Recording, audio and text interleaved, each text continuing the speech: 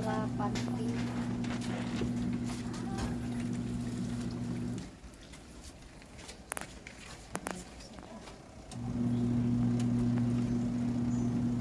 Solar powered.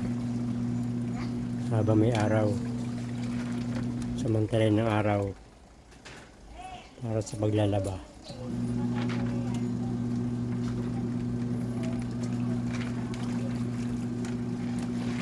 Nakabili ng second hand na washing machine. It's only 500. Bayaran nyo pala to. Hindi pa to bayad.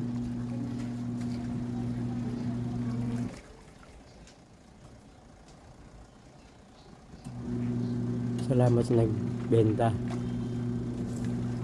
Mga gamit na. Salamat din sa liwanag ng araw at libre ang paglalaba, libre kuryente. Diba? Tawa na siya nang din na magkukusot. Yaman na.